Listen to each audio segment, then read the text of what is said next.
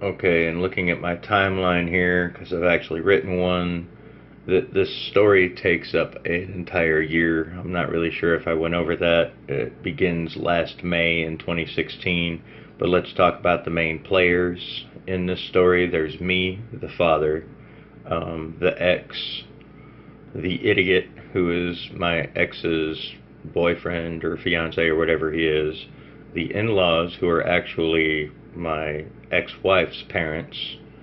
They're no longer my in-laws; they're my former in-laws, and my punks, of course, the punk boy and the punk girl.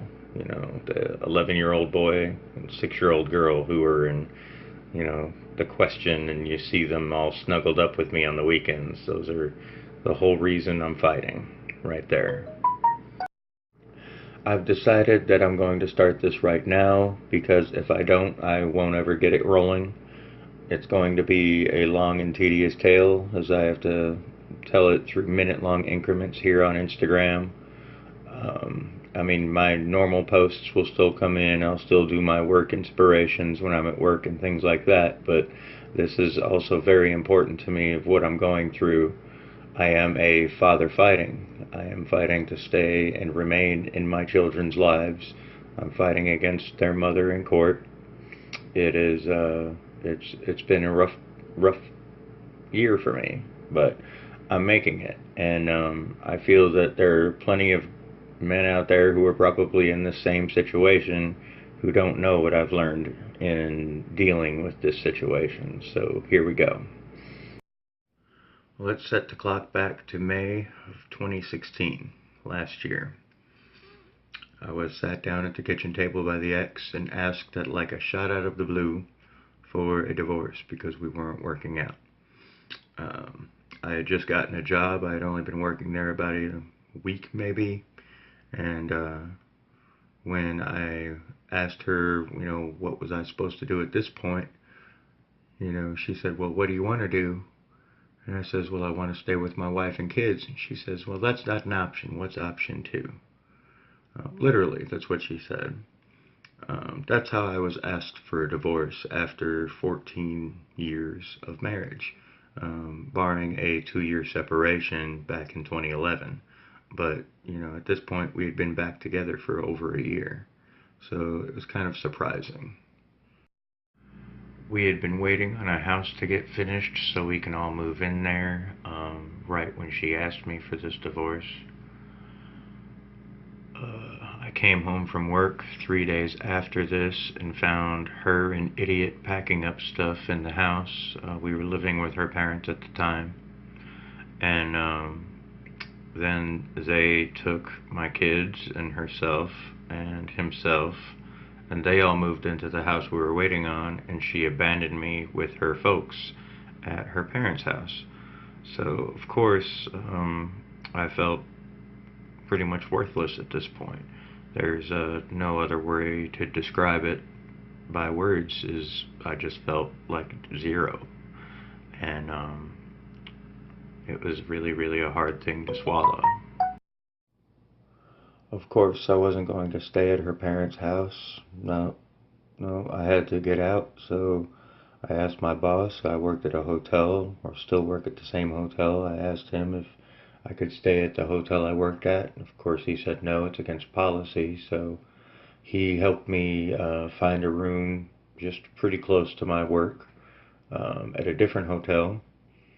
So here I am, 38 at the time, and living in a hotel again, which, I mean, it was about the lowest point in my life, to say the truth. I had a few nights there that were, say, empty bathtub and sleeping pills and drinking and trying to kind of end it at the time. And I felt that was the only escape. But thankfully, that didn't work out the way I expected.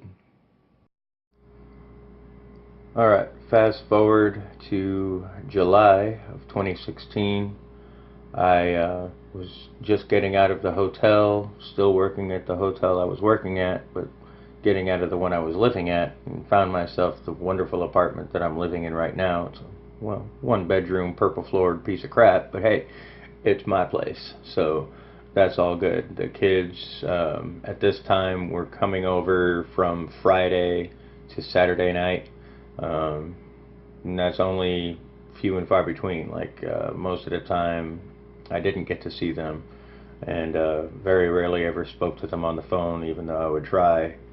Um, that's just how it kind of went down for a while until the next time things get interesting was that November. So let's continue on to that. Alright, here we are bringing it to November of 2016. The punks were being brought over to my apartment from Friday night to Saturday night, most of the times by the idiot, but sometimes by the ex and the idiot. You know, time was always well spent with the punks. If it was raining, you know, we stayed in and played board games and such. And if it wasn't raining, then we'd always go out to the park or do chalk on the sidewalk and stuff like that. Well, in November last year, 2016, my divorce came through, got it in the mail, was very, very happy about it. And about a week after I got it in the mail, the ex made it a point to tell me that her and the idiot were now engaged, which, you know, was fine with me. I didn't really react. I was just like, awesome, good for you, happy for you. I was really trying to be civil with them at the time. During this time, in November, I was always having the constant support of my brother best friend. He still lives in Illinois, but we talk on the phone at least once a week. And I was also gaining support from the in-laws, the former in-laws. You know, every now and again, like I'd be strapped for cash and they'd hook me up with some cigarettes, or, you know, they'd bring stuff by for the kids and things like that. And at the time, I wasn't really sure how to take that. I wasn't sure if I could trust that kind of support, mainly because of the fact that my ex was their daughter. So it was really a little strange, and I was a bit standoffish to accept any help from them. But also, I'm quite a proud person, so I don't really like help in the first place. But it was definitely a godsend that they were here, because they really did help me quite a bit in this. There at the tail end of November, I found out that the idiot was being allowed to spank my children, which, you know, some may not see as such a big deal, but I did. I didn't want anyone laying hands on my kids, even if it were for punishment purposes, unless it was me. So when he dropped them off, I, you know, respectfully went up to him and I was like, look, I don't want you laying hands on the kids. And his response to me was, well, that's between the ex and I. And that caused me to go ahead and call Child Protective Services. And I made 3 reports, and they were all nullified. They didn't do anything about it because I guess it's okay for corporal punishment or whatever that's called. I was not in agreement, to say the least. Right. So we fast forward to Christmas, December 2016, and I have to go on record and say that it was my first Christmas as a single father. I was struggling worse than I've ever struggled in my life. I was trying to keep rent down, trying to keep food for the kids, trying to just stay alive and kind of live happy. And I wouldn't have made it without, you know, friends and support. And I mean, I met a really great lady who was staying at the hotel I was working at, and she got a couple of things, you know, toys for the kids, which was really awesome. And it was just yet again a godsend. Like, certain people you meet and you know that you're going to know them for the rest of your life, and she's one of those people. Christmas 2016 turned out to be one of the best Christmases ever. I got a small tree and some, you know, ornaments, and the kids and I put it up, and along with the toys that my friend at the hotel bought, you know, I got the makings for cookies, but individually wrapped all the ingredients. And so that Christmas morning, the kids woke up and they opened up their presents, and I left a note from Santa Claus, and it said, thanks for the cookies, but now make yourself some. And that's what we did all Christmas, was make cookies. And it really turned out to be great. And what a great time. And it's amazing the things that you can do if you just have a positive attitude and you go forward with what you know is right. You can do so much, and as long as the kids are with you, they love it. We're now fast forwarding to March of 2017, this year. There was a daddy-daughter dance at my children's school, and my daughter was picked up by the in-laws, and she got into the car crying. And when the grandma asked why she was crying, she said that she wasn't going to be able to go to the daddy-daughter dance because daddy didn't have a car. Well, needless to say, she called me up, and I had no knowledge that the daddy-daughter dance was happening. This was on a Friday. The daddy-daughter dance was on a Saturday, the day, after. Of course, I call up the ex, and she said that they were going to tell me about it, but they didn't know when it was going to happen or anything like that. This was the straw that broke the camel's back. I call this the anti-camel straw because it was the straw that broke the camel's back in me that let me know for sure that I was being phased out as daddy by the ex and the idiot. And I wasn't about to let that happen. The grandma really stretched her neck out and got me and the daughter an invitation to the thing. We got the money covered to go, and they weren't on the list to go at all. So it's a really good thing that she did do that. Otherwise, my daughter and I would not have had that wonderful evening together. And it really did culminate to a great, great night. And, I'll be damned if anyone was going to push me away after I've worked so hard to remain in my children's lives like this. And, they really didn't know that I had changed. And that's fine, because they don't need to. The only people who need to know I'm here are my children.